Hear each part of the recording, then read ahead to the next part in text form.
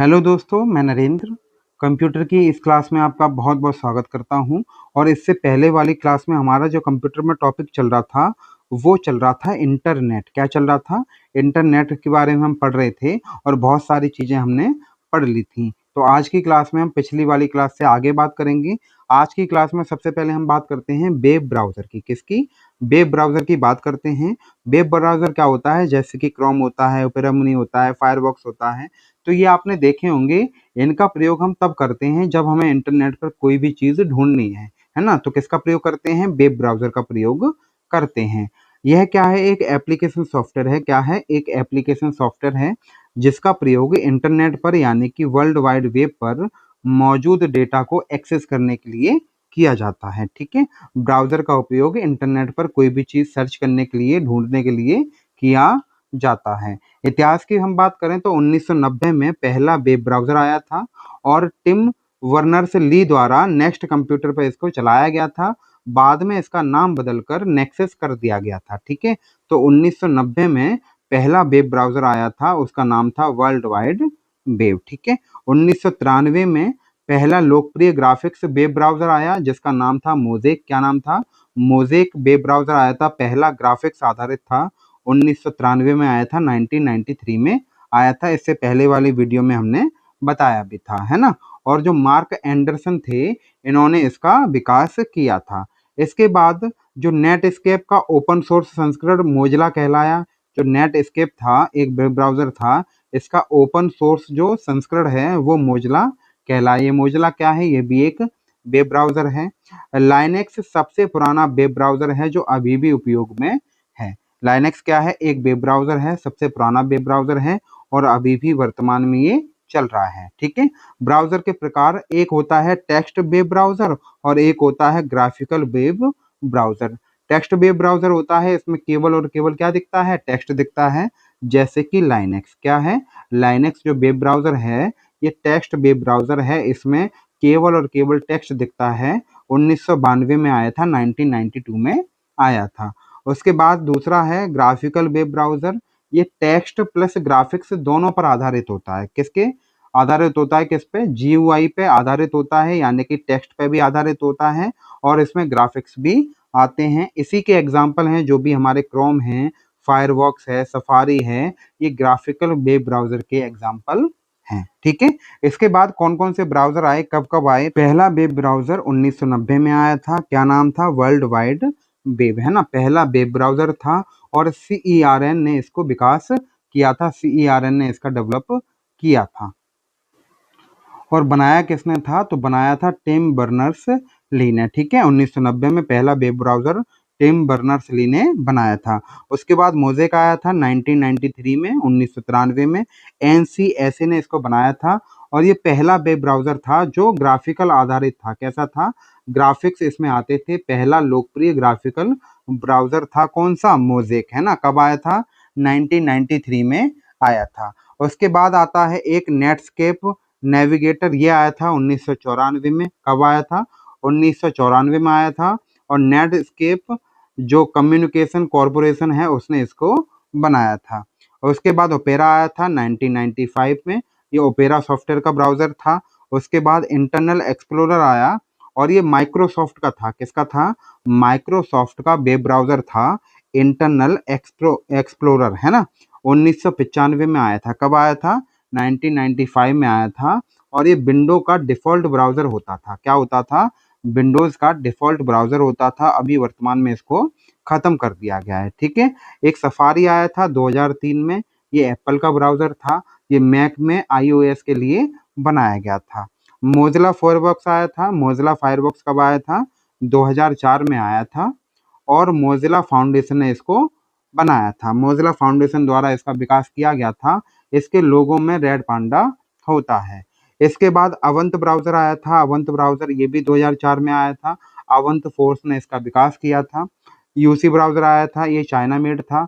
UC web ने इसका विकास किया था, ये भी 2004 में आया था। ये मोबाइल का ब्राउज़र था और उस टाइम पे ये बहुत ज़्यादा वायरल हुआ था, यानी कि सभी लोग इसका प्रयोग करने लगे थे क्योंकि इसमें जो स्पीड वगैरह थी बहुत ज़्यादा अच्छे से आती थी। टॉर ब्राउज़र आया 2008 में। द टॉर प्रोजेक्ट का ये ब्राउज़र था। किसका था? द टॉर प्रोजेक्ट का ये ब्राउज़र था, है ना? और उसके बाद गूगल क्रोम आया। गूगल क्रोम आया था, गूगल का ब्राउज़र था और 2008 में आया था। कब आया था? 2008 में आया था। उसके बाद क्रोमियम आया, ये भी गूगल का था, 2008 में ये भी आया था और ये ओपन सोर्स ब्राउज़र था। कैसा था? ओपन सोर्स ब्राउज़र था। उसके बाद आया बैडू ब्राउज़र, ये 2011 में आया था। इसको बैडू ने बनाया था, है ना? चीन में ये बहुत ज़्यादा लोकप्रिय हुआ था। उसके बाद यंडेक्स ब्राउज़र आया। यंडेक्स जो ब्राउज़र है ये आया था 2012 में और 2012 में, यानी कि यंडेक्स ने इसको बनाया था 2012 में आया था। ठीक है, ये आप याद मत करना, इसकी कोई की ज़रूरत नहीं है। ठीक है, तो इसके बाद अब हमारा जो माइक्रोसॉफ्ट एज है ये आया 2015 में। कब आया? 2015 में आया। ये नया डिफ़ॉल्ट ब्राउज़र है विंडो का। तो विंडो का पहले डिफ़ॉल्ट ब्राउज़र कौन था? इंटरनल एक्सप्लोरर था। ये 2022 में इसको ख़त्म कर दिया गया। माइक्रोसॉफ्ट जो एज है अब 2015 में आया था और ये नया डिफ़ॉल्ट ब्राउज़र है विंडोज़ का। ठीक है, तो इंटरनल एक्सप्लोरर 2022 से इसका सपोर्ट ख़त्म कर दिया गया है विंडोज़ से। ठीक है, अब ये विंडोज़ का डिफ़ॉल्ट ब्राउज़र नहीं है। अभी भी इसका प्रयोग किया जाता है लेकिन अलग तरीके से किया जाता है। ये विंडोज़ का डिफ़ॉल्ट ब्राउज़र नहीं रहा है। ठीक है, तो इसके बाद आप याद रखेंगे इस तरीके से ये आए थे, है ना? पहले आया था www यानी कि वर्ल्ड वाइड वेब। उसके बाद ओपेरा आया था 95 में। उसके बाद मोज़ेक आया था 1993 में। ओपेरा आया था 95 में। क्रोम आया 2008 में। सफारी 2003 में आया। फायरफॉक्स 2004 में आया। 2015 में आया था एज, है ना? तो इस तरीके से ये आए थे। इंटरनेट एक्सप्लोरर को ख़त्म कर दिया गया 2022 से। ठीक है, आया कब था? 1995 में आया था। टोर ब्राउज़र कब आया? 2008 में आया। यूसी ब्राउज़र 2004 में आया। अवंत ब्राउज़र भी 2004 में आया और जो गूगल के हैं क्रोमियम ब्राउज़र और क्रोम ब्राउज़र, ये कब आए थे? ये 2008 में आए थे। तो इस तरीके से ये थे हमारे ब्राउज़र। अब ब्राउज़र में जो शॉर्टकट वगैरह होते हैं उनकी हम बात कर लेते हैं।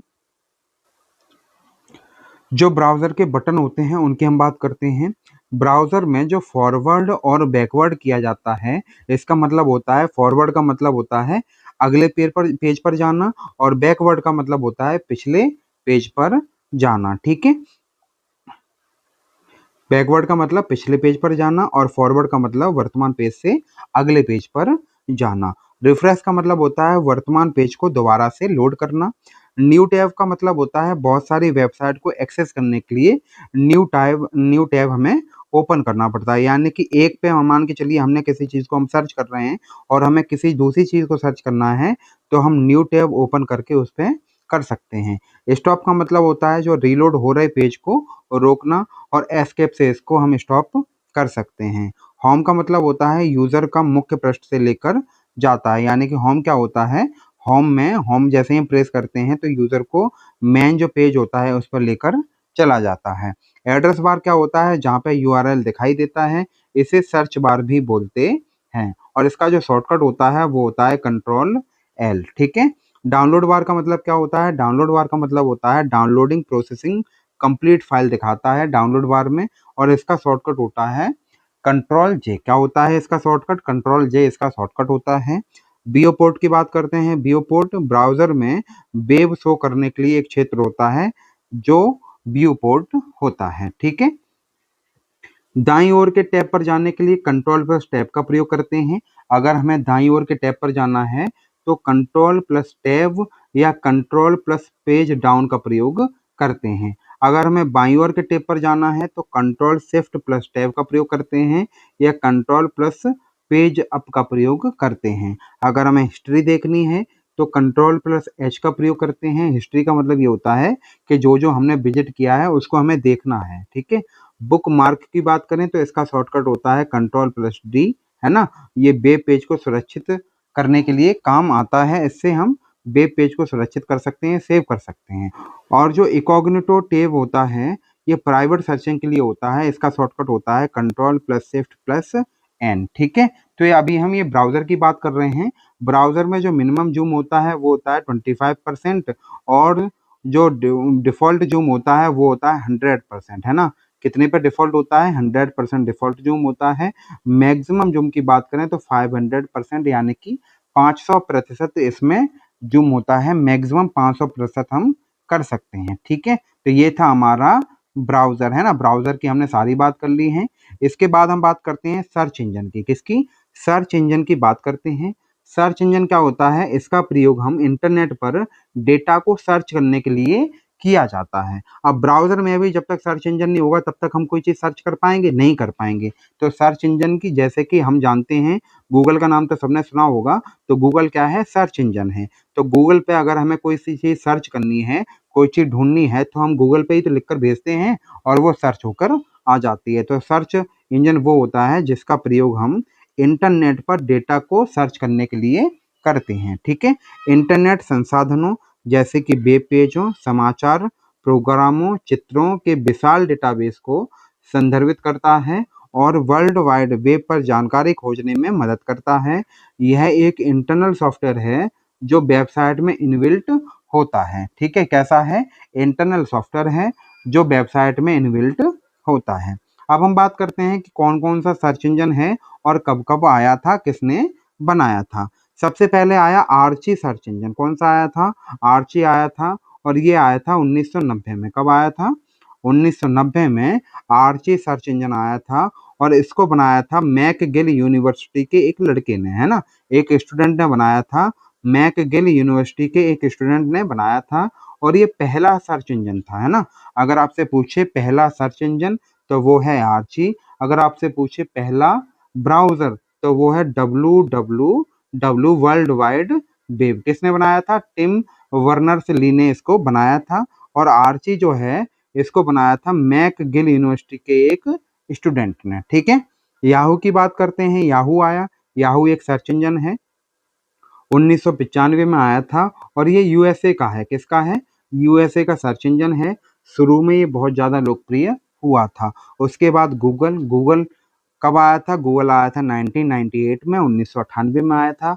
ये भी यूएसए में डेवलप हुआ था और ये सबसे लोकप्रिय सर्च इंजन है। अभी वर्तमान में भी सबसे लोकप्रिय सर्च इंजन की बात की जाए तो वो है गूगल। कौन सा है? गूगल। ठीक है, रेडिफ की बात करते हैं। ये आया था 1996 में, 1996 में और ये इंडिया का सर्च इंजन है। किसका है? ये इंडिया का सर्च इंजन है रेडिफ। ठीक है, ये भारतीय पोर्टल है यानी कि इंडिया का सर्च इंजन है। इसके बाद ask.com, ये आपने देखा होगा ask.com, ये आया था 1996 में। ये भी यूएसए का सर्च इंजन है और ये क्वेश्चन आंसर आधारित सर्च इंजन है, यानी कि इस पे हम क्वेश्चन आधारित करके, यानी कि क्वेश्चन आंसर की फॉर्म में कोई चीज़ सर्च कर सकते हैं। तो क्वेश्चन आंसर आधारित सर्च इंजन कौन सा है? तो वो है ask.com, 1996 में आया था और यूएसए का ये सर्च इंजन है। उसके बाद एक आया MSN सर्च, ये इसका नाम है, 1998 में आया, 1998 में आया और ये माइक्रोसॉफ्ट का सर्च इंजन है। किसका है? माइक्रोसॉफ्ट का सर्च इंजन है और इसी को बाद में बिंग बना दिया गया, है ना। बिंग नाम जो अभी आप देखते हैं, इसी को बाद में बिंग बना दिया गया। ठीक है, बिंग कब आया था? 2009 में आया था। माइक्रोसॉफ्ट का डिफॉल्ट क्या है? सर्च इंजन है। किसका है? माइक्रोसॉफ्ट का डिफॉल्ट सर्च इंजन होता है। यांडेक्स की बात करें तो यांडेक्स आया था 1997 में, 1997 में और रसिया का ये क्या है? सर्च इंजन है। रूस का सर्च इंजन है। किसका है? रूस का, यानी कि रसिया का सर्च इंजन है। तो इस तरीके से हमने वेब ब्राउज़र की बात कर ली और बात कर ली हमने सर्च इंजन की। इसके बाद हम बात करते हैं कुकीज़ क्या होता है उसकी, है ना। कुकीज़ क्या होता है? एक छोटे टेक्स्ट फाइल होती है। कैसी होती है? जो कुकीज़ होता है छोटी टेक्स्ट फाइल होती है जिन्हें सर्वर द्वारा भेजा जाता है और ब्राउज़र यानी कि क्लाइंट में स्टोर किया जाता है। कुकीज़ क्या है? एक टेक्स्ट फाइल होती है ताकि यूज़र जानकारी याद रख सके। जो ब्राउज़र है वो यूज़र की जानकारी याद रख सके। उसको स्टोर करने की जानकारी जो होती है वो कीवर्ड सर्च जैसे के होते हैं, वेबसाइट जो होती हैं, जो वेबसाइट विजिट की हैं वो होती हैं, जो वेब पेज हमने देखे हैं वो होते हैं, जो हमने लॉगिन डिटेल वगैरह भरी है वो होती है, जो यूज़र की एक्टिविटी है वो होती है। ये सारा का सारा डेटा स्टोर किया जाता है कुकीज़ में। ठीक है, तो कुकीज़ क्या होती है? छोटी टेक्स्ट फाइल होती है, सर्वर द्वारा भेजा जाता है और ब्राउज़र में स्टोर किया जाता है। इसमें कीवर्ड सर्च, वेबसाइट विजिट जो होती हैं, वेब पेज होते हैं जो हमने देखे हैं, लॉगिन डिटेल होती है, यूज़र एक्टिविटी होती है, ये सारी चीज़ें स्टोर की जाती हैं। ठीक है? अब क्या होता है, वेबसाइट सर्वर एक कुकीज़ भेजता है। कौन भेजता है? वेबसाइट सर्वर एक कुकीज़ भेजता है। ये कैसे वर्क करती है ये मैं समझा रहा हूँ, है ना? वेबसाइट जो सर्वर है एक कुकीज़ भेजता है और वो ब्राउज़र जो है उस कुकीज़ को अपने सिस्टम पर स्टोर कर लेता है। पहले जो वेबसाइट है एक कुकीज़ भेजता है, कहाँ पे? ब्राउज़र के पास। जो ब्राउज़र होता है उस कुकीज़ को अपने सिस्टम में यानी कि अपने मोबाइल में, अपने कंप्यूटर में स्टोर कर लेता है। उसके बाद अगली अगली बार उसी वेबसाइट पर जाने पर ब्राउज़र वही कुकी सर्वर को भेज देता है, तो उसको पता चल जाता है कि पहले हमने क्या-क्या देखा था, है ना? सर्वर उस जानकारी के आधार पर आपको पर्सनलाइज़्ड एक्सपीरियंस देता है। क्या देता है? पर्सनलाइज़्ड एक्सपीरियंस देता है। वो सारा का सारा डाटा पढ़ लेता है कि इन्होंने कौन-सी वेबसाइट देखी थी, क्या-क्या उसमें ढूँढा था, तो उसी आधार पर वो अच्छे से आपको एक्सपीरियंस देने का काम करता है। ठीक है? जो कुकीज़ टाइप होते हैं उसकी हम बात कर लेते हैं। कुकीज़ जो टाइप हैं, जैसे कि फर्स्ट पार्टी कुकीज़ होती है, इसका मतलब होता है ये अपनी जो खुद की जो वेबसाइट होती है, सेम वेबसाइट होती है, उसके द्वारा क्रिएटेड की जाती है, तो created by same website. User performance याद रखना इसका काम होता है। थर्ड पार्टी जो कुकीज़ होती हैं, ये क्रिएटेड बाय अदर साइट, ये अदर साइट के द्वारा क्रिएट की जाती है और ये ट्रैक करने के लिए और एडवर्टाइजिंग करने के लिए काम आती है। सेशन होता है, ये टेम्परेरी कुकीज़ होती है। जो सेशन कुकीज़ होती है, ब्राउज़र बंद होते ही ये कैसी हो जाती है? डिलीट हो जाती है। जो परसिस्टेंट होती है, ये कुकीज़ होती है, ये स्थायी कुकीज़ होती है, लॉन्ग टर्म तक कुकीज़ होती है और लंबे समय तक डेटा इसमें स्टोर रहता है। ठीक है? जो सेशन है ये अस्थायी कुकीज़ है, टेम्परेरी कुकीज़ है, ब्राउज़र जैसे ही बंद होगा ये डिलीट हो जाएगी। और जो परसिस्टेंट है, ये लॉन्ग टर्म कुकीज़ होती है, लंबे समय तक डेटा स्टोर हम कर सकते हैं, स्थायी कुकीज़ होती है। जो ज़ॉम्बीज़ कुकी होती है, ये रीअपीयर आफ्टर डिलीटेशन, यानी कि डिलीट होने के बाद हम दोबारा इसको ले सकते हैं, तो इसको बोला जाता है ज़ॉम्बीज़ कुकीज़। डिलीट होने के बाद इसको वापस मँगा सकते हैं। ठीक है? सिक्योर कुकीज़ होती है, यानी कि वर्क ऑन एचटीटीपीएस, इसके द्वारा इसको वर्क किया जाता है और इसका मतलब होता है कि ये सेंसिटिव डाटा को सुरक्षित रखती है। कैसे रखती है? सिक्योरिटी उसकी बढ़ा जाती है। फ्लैश की बात करते हैं। फ्लैश यानी कि स्टोर्ड आउटसाइड ब्राउज़र, ब्राउज़र के बाहर ये स्टोर की जाती है और मल्टीमीडिया ट्रैकिंग इससे कर सकते हैं। ऑथेंटिकेशन, ये मेंटेन लॉगिन करते हैं, उसको मेंटेन करती है, लॉगिन को बनाए रखने के लिए प्रयोग की जाती है। ट्रैकिंग होती है, ट्रैक यूज़र एक्टिविटी, यूज़र की एक्टिविटी को ट्रैक करती है, जैसे कि एडीएस होता है और एनालिटिक्स होता है। उसके बाद होता है एचटीटीपी, ये स्टैंडर्ड वेब कुकीज़ है जो सामान्य वेब कम्युनिकेशन का कार्य करती है ना? सामान्य वेब कम्युनिकेशन का कार्य करती है। ठीक है? तो ये हमारी कुकीज़ थी। आप याद रखना, first party, third party, session और परसिस्टेंट। ठीक है? इस तरीके से इनको अच्छे से याद रखना। इसके बाद हम बात करते हैं सरफेस वेब, जो डीप वेब है, डार्क वेब है, इनकी हम बात करते हैं। इंटरनेट को मुख्य 3 भागों में विभाजित किया जाता है। किसके आधार पर? एक्सेसिबिलिटी के आधार पर और विजिबिलिटी के आधार पर, यानी कि पहुँच के आधार पर और दिखाई देने के आधार पर हमने इंटरनेट को 3 भागों में डिवाइड किया है। एक होता है इसमें सरफेस वेब, एक होता है डीप वेब और एक होता है डार्क वेब। ये 3 भाग होते हैं इंटरनेट के। सबसे पहले हम बात करते हैं सरफेस वेब की। किसकी? सरफेस वेब की। यह वह हिस्सा होता है जो सभी यूजर्स के लिए आसानी से उपलब्ध होता है, यानी कि पब्लिकली एक्सेसिबल होता है। सर्च इंजन जैसे कि गूगल है, बिंग है, इसके द्वारा इसको इंडेक्स किया जाता है। यह इंटरनेट का केवल 5 से 10% हिस्सा होता है। कितना होता है? ओनली 5 से 10% हिस्सा होता है जो सरफेस वेब का होता है। इसके बाद डीप वेब होता है, ये सबसे ज़्यादा हिस्सा होता है। ये वह हिस्सा होता है जो सर्च इंजन में इंडेक्स नहीं होता है, जो सर्च इंजन में इंडेक्स नहीं होता है। पूरी तरीके से लीगल और यूजफुल होता है। एक्सेस करने के लिए लॉगिन या परमिशन की ज़रूरत होती है। ठीक है? कुछ डाटा ऐसा होता है जो पब्लिकली एक्सेसिबल होता है वो होता है केवल और केवल 5 से 10%। लेकिन कुछ डाटा ऐसा होता है जिसको हमें एक्सेस करने के लिए लॉगिन या परमिशन की आवश्यकता पड़ती है, उसे बोला जाता है डीप वेब। ये किसके अंदर आता है? डीप वेब के अंदर आता है। ये सर्च इंजन पर इंडेक्स नहीं होता है, ठीक है। यह इंटरनेट का लगभग 90% भाग होता है। कितना होता है? 90% भाग होता है। इसके बाद आता है डार्क वेब, है ना। कौन सा आता है? डार्क वेब आता है। और जो डीप वेब है एक इसका छोटा भाग है। जो डीप वेब है इसका ही छोटा भाग है डार्क वेब। एक्सेस करने के लिए स्पेशल सॉफ्टवेयर होते हैं, जैसे कि tor ब्राउज़र होता है, इसकी ज़रूरत पड़ती है। और इंटेंशनली हिडन होता है। कैसा होता है? जानबूझकर छुपाया गया होता है। कैसा होता है? जानबूझकर छुपाया गया होता है, ठीक है। तो जो इंटरनेट के 3 भाग होते हैं वो ये होते हैं, सरफेस वेब ओनली 5 से 10% होता है, डीप वेब 90% होता है, और डार्क वेब होता है। इसको एक्सेस करने के लिए tor ब्राउज़र वगैरह कुछ स्पेशल सॉफ्टवेयर की आवश्यकता पड़ती है, ठीक है। इसके बाद हम बात करते हैं इंटरनेट वर्सेस इंट्रानेट और एक्स्ट्रानेट, है ना। यानी कि 3 चीज़ें हैं। कौन-कौन सी हैं? इंटरनेट है, उसका सब पार्ट है एक्स्ट्रानेट है, और उसका सब पार्ट है इंट्रानेट। हम इसकी बात करते हैं। तो जो इंट्रानेट होता है, इंटरनेट तो हमने समझ ही लिया। अब हम बात करते हैं इंट्रानेट की। किसकी? इंटरनेट की। यह एक प्राइवेट नेटवर्क है। कैसा है? एक प्राइवेट नेटवर्क है। इंटरनेट से छोटा होता है। इंटरनेट तो सबसे बड़ा होता है क्योंकि पूरी की पूरी दुनिया में इंटरनेट बिछा हुआ है।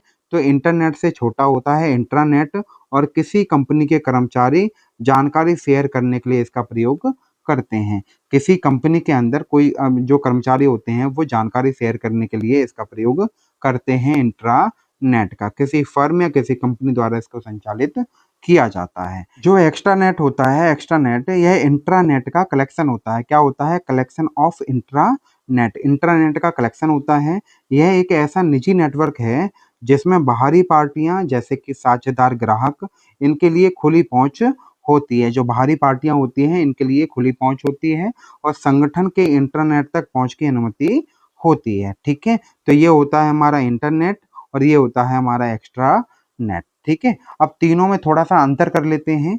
जो इंटरनेट है ये विश्व भर के कंप्यूटर को जोड़ने वाला वैश्विक नेटवर्क है। इंटरनेट है यह एक किसी संगठन या निजी नेटवर्क होता है, यानी कि किसी फर्म में, किसी कंपनी में इसका प्रयोग किया जाता है। इसके जो कर्मचारी होते हैं वो इसका प्रयोग करते हैं। एक्स्ट्रानेट ये निजी नेटवर्क में, जिसमें बाहरी लोगों की सीमित पहुंच होती है, उसमें वर्क करता है। एक्सेस की बात करते हैं। सारे लोग एक्सेस कर सकते हैं, सार्वजनिक होता है, कोई भी उपयोग कर सकता है इंटरनेट का। और इंटरनेट की हम बात करें, इंट्रानेट, ये प्रतिबंधित होता है। केवल संगठन के जो लोग होते हैं वही इसका यूज कर पाएंगे। और जो एक्स्ट्रानेट होता है ये अर्ध प्रतिबंधित होता है, यानी कि आंतरिक और बाहरी अधिकृत लोग इसका प्रयोग कर पाएंगे जिनके पास अथॉरिटी होगी। उपयोगकर्ता इंटरनेट का उपयोग सभी करते हैं, आम जनता करती है। इंटरनेट का प्रयोग कोई कंपनी या संस्थान के कर्मचारी करते हैं, और एक्स्ट्रानेट का प्रयोग कर्मचारी प्लस ग्राहक प्लस सप्लायर प्लस पार्टनर सभी लोग कर सकते हैं। स्वामित्व की बात करते हैं। जो इंटरनेट होता है ये किसी एक का नहीं होता है, सबका है। किसका है? सबका है, पूरी दुनिया का है, पूरे विश्व का है। ये एक संगठन का है। जो इंट्रानेट है ये एक संगठन का होता है। किसका होता है? एक संगठन का होता है जो उसे डेवलप करवाता है। और जो एक्स्ट्रानेट है ये एक या एक से अधिक संगठनों का होता है, ठीक है। जो सुरक्षा स्तर है इंटरनेट में कम होता है सुरक्षा स्तर, यानी कि ओपन नेटवर्क है। जो इंट्रानेट है ये अधिक सुरक्षित होता है, और जो एक्स्ट्रानेट है ये मध्यम से अधिक नियंत्रित होता है। उद्देश्य की बात करते हैं। जो इंटरनेट है जानकारी साझा करना, संचार करना, ऑनलाइन सेवाएं देना, इन सभी के लिए प्रयोग किया जाता है। और जो इंट्रानेट है ये आंतरिक कार्य डेटा शेयरिंग के लिए प्रयोग किया जाता है। बिजनेस जो सहयोग है बाहरी लोगों के साथ इसका होता है, किसका? एक्स्ट्रा नेट का। अब जो इंटरनेट है इसके एग्जाम्पल हैं गूगल, यूट्यूब। और जो इंट्रानेट है इसके एग्जाम्पल हैं किसी कंपनी का HR पोर्टल। किसी कंपनी का अगर HR पोर्टल है तो वो एग्जाम्पल है इंट्रानेट का, ठीक है। और एक्स्ट्रानेट की हम बात करें तो एक्स्ट्रानेट है वेंडर या क्लाइंट पोर्टल। क्या है? वेंडर या क्लाइंट पोर्टल है जो एक्स्ट्रानेट है, ठीक है। तो इस तरीके से जो भी हमने इंटरनेट, इंट्रानेट और एक्स्ट्रानेट की हमने बात कर ली है। ठीक है, आई होप कि आपको समझ में आ गया होगा। इंटरनेट हमने पढ़ लिया है। इंटरनेट होता है एक प्राइवेट नेटवर्क है जो किसी छोटी कंपनी या किसी कंपनी को जानकारी शेयर करने के लिए इसका प्रयोग किया जाता है। ये किसी फर्म या कंपनी द्वारा संचालित किया जाता है। वहीं एक्स्ट्रानेट क्या होता है? इंटरनेट का कलेक्शन होता है। इसमें बहुत सारे इंटरनेट होते हैं। एक इंटरनेट का ग्रुप होता है और ये एक निजी नेटवर्क है। कैसा है? निजी नेटवर्क है। लेकिन इसमें जो बाहरी पार्टियां होती हैं वो पहुंच सकती हैं, उनकी खुली पहुंच होती है। ठीक है, तो इस तरीके से ये है इंटरनेट, ये है इंट्रानेट और ये है एक्स्ट्रा नेट। इसके बाद हम बात करते हैं जो इंटरनेट नेटवर्किंग जो मॉडल होते हैं उनकी, है ना, किसकी? नेटवर्किंग जो मॉडल होते हैं उनकी बात करते हैं। नेटवर्किंग मॉडल होता क्या है? सबसे पहले हम बात करते हैं ये, है ना, यह एक डेटा मॉडल होता है जो विभिन्न संस्थानों के बीच में कनेक्शन और इंटरकनेक्शन के इंटरेक्शन पर जोर देता है। जो नेटवर्किंग मॉडल होते हैं वो, है ना, यह दिशा निर्देश और मानकों का एक सेट है जो परिभाषित करता है कि नेटवर्क पर डेटा कैसे प्रसारित होता है, कैसे भेजा जाता है और कैसे प्राप्त होता है। इसे नेटवर्किंग आर्किटेक्चर कहते हैं, ब्लूप्रिंट कहते हैं। ठीक है, क्या कहते हैं? ब्लूप्रिंट कहते हैं। इसे ही कहा जाता है नेटवर्किंग मॉडल। क्या कहा जाता है? नेटवर्किंग मॉडल कहा जाता है ना। तो इंटरनेट TCP/IP का प्रयोग करता है, यानी कि ट्रांसमिशन कंट्रोल प्रोटोकॉल का प्रयोग करता है और इंटरनेट प्रोटोकॉल का प्रयोग करता है। इसकी जो शुरुआत हुई थी वो हुई थी 1970 से 1983 में, है ना। और एक हमारा होता है OSI मॉडल। क्या होता है? ओपन सिस्टम इंटरकनेक्शन, है ना, open system interconnection, open system interconnection, OSI model, है ना। ये कब आया था? ये 1984 में आया था।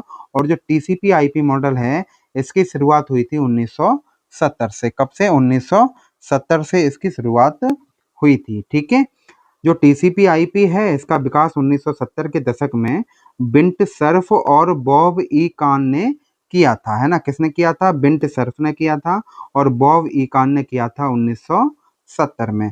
अपनाया गया 1983 में जब अर्पानेट आया। क्या आया? अर्पानेट आया। इंटरनेट का पूर्ववर्ती क्या है? अर्पानेट है, वो आया। तो उसके लिए प्रोटोकॉल मानक के रूप में इसका प्रयोग किया गया था। ठीक है, TCP/IP। इसके बाद हम बात करते हैं OSI मॉडल। यह क्या है? एक रेफरेंस मॉडल है। कैसा है? रेफरेंस मॉडल है जो नेटवर्क में डेटा कैसे सेंड होता है, कैसे रिसीव होता है इसकी बात करता है। जैसे कि मान के चलो एक रिसीवर है, ये एक सेंडर है और ये एक रिसीवर है। तो यहाँ से डेटा यहाँ पर जा रहा है, तो क्या क्या स्टेप होंगे, क्या क्या स्टेप होंगे, वो क्या होता है? वो होता है OSI मॉडल। यानी कि मान के चलो हमें बाजार से कुछ सामान लेकर आना है, तो उसके लिए हम कुछ स्टेप करेंगे ना। सबसे पहले हम कपड़े पहनेंगे या पहन रखे होंगे तो हम क्या करेंगे? बाइक उठाएंगे और बाइक उठाएंगे, बाइक उठाने के बाद उसको स्टार्ट करेंगे। उसके बाद हम मार्केट में जाएंगे, मार्केट से हम सामान लेंगे, उसके बाद हम फिर बाइक स्टार्ट करेंगे, फिर हम घर पे आएंगे, फिर हम सामान रखेंगे। तो ये क्या है? एक स्टेप है। क्या है? एक स्टेप है डाटा को भेजने के और डाटा को ट्रांसफर करने के। तो वही स्टेप होते हैं OSI मॉडल, यानी कि क्या क्या स्टेप लिए गए हैं। जैसे कि A से डाटा B तक पहुंचाया गया है तो बीच में कौन कौन सी प्रोसेस हुई हैं उसे ही बोला जाता है OSI मॉडल। ठीक है, समझ में आ गया। इसमें 7 लेयर होती हैं। कितनी लेयर होती हैं? 7 लेयर होती हैं और हर लेयर का अपना एक कार्य होता है और अपना एक प्रोटोकॉल होता है, अपना एक प्रोटोकॉल होता है। एक से ज़्यादा प्रोटोकॉल भी हो सकते हैं। ठीक है, तो जो OSI मॉडल है इसमें 7 लेयर होती हैं। कितनी होती हैं?